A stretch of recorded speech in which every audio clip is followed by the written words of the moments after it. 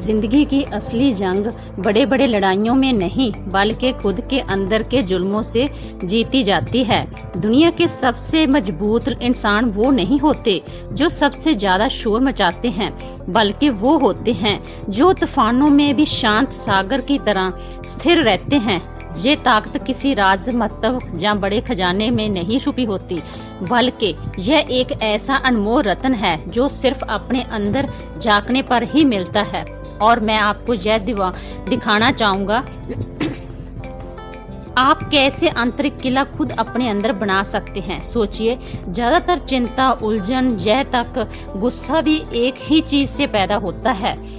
भविष्य में इंसान का दिमाग खालीपन बर्दाश्त नहीं करता।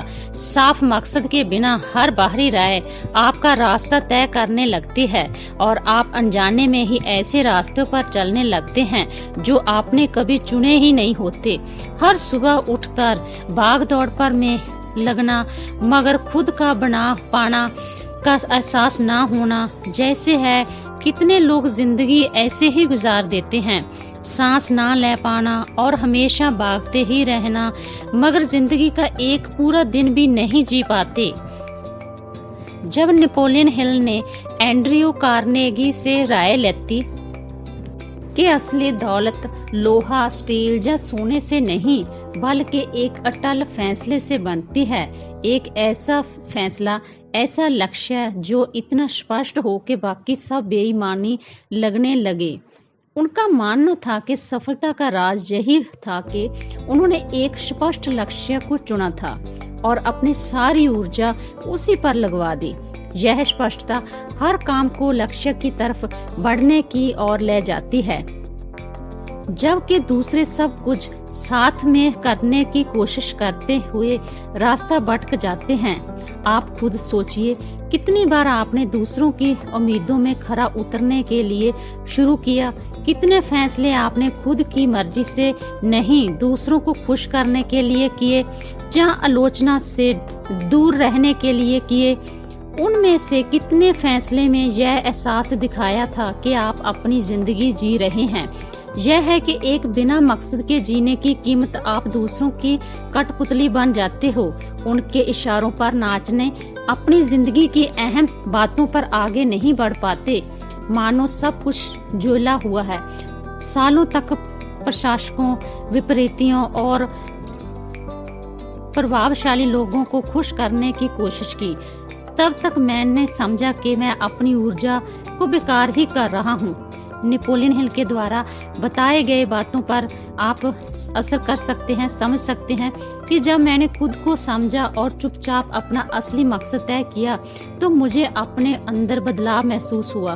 कोई बड़ा नाटकीय पल नहीं था, कोई आशतबाजी नहीं थी, बस एक गहरी शांति मेरे अंदर में छा गई। मुझे पता था कि अब मुझे मेरा रास्ता मिल गया है और सारी वारदात हो रही है।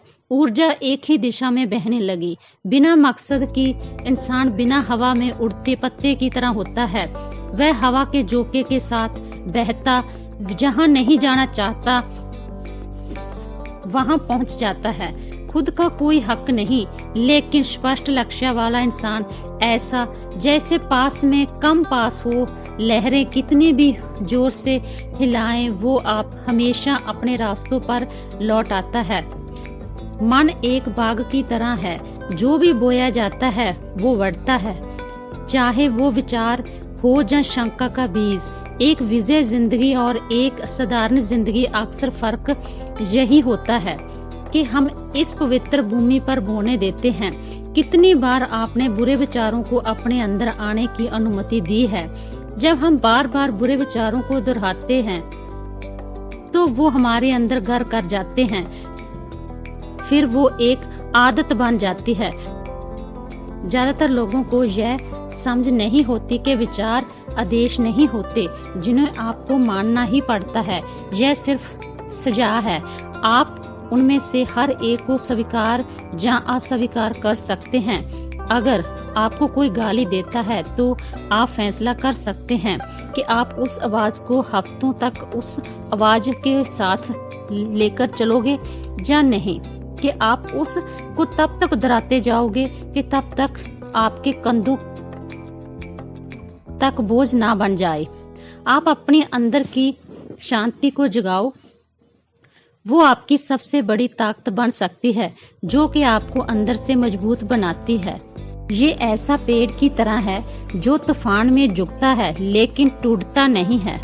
जो शांति में उतरा है वो इंसान गहराई में चला जाता है, आत्मा से जुड़ जाता है। कितनी बार आपने जब जल्दबाजी में अपनी कही हुई बातों में पछतावा किया होगा कि बाद में आपको अफसोस हुआ होगा। शांति आपको सोचने का समय देती है। याद रखें, बाहरी चीज आपको तब तक नहीं हिलाती जब तक आप उनको आज्ञा नहीं देते। इसीलिए आप अपने अंदर इस तरह का बीज पैदा करो कि जो आपको हर समय में, चाहे आपके ऊपर मुश्किल घड़ी हो चाहे अच्छा वक्त हो, आपको एक शांति पर एहसास होना चाहिए। आपके ऊपर किसी तरह का भी समय चल सकता है, उस समय में आप जितना शांत रहोगे, शांत बने रहोगे, वो ही आपकी जीत होती है। कोई बाहरी इस तरह की चीज नहीं होती जो आपकी शांति को भंग कर सकती है। ये आप ही अनुमति देते हैं किसी भी चीज को, किसी भी शंका को, चिंता को, परेशानी को अपने अंदर आने की अनुमति देते हैं। फिर वो आपके अंदर एक आदत बन जाती है। उस आदत को हटाने के लिए आप जितना हर रोज प्रयास करते हैं, सकारात्मक रहने की कोशिश करते हैं, अपने अंदर अच्छा बीज डालने की कोशिश करते हैं, अच्छी चीजें अपने अंदर डालने की कोशिश करते हैं, वो अच्छी चीज आपकी सोच हो सकती है। जितना आप अच्छा सोचते हैं वही आपको इन फ्यूचर वही रिजल्ट मिलता है, वही फल मिलता है। इसीलिए दोस्तों, आपको मेरी यह नेपोलियन हिल की स्पीच कैसी लगी जरूर बताना। मिलते हैं इसी तरह नेक्स्ट वीडियो के साथ। Thank you everyone. Improve yourself every day. God bless you.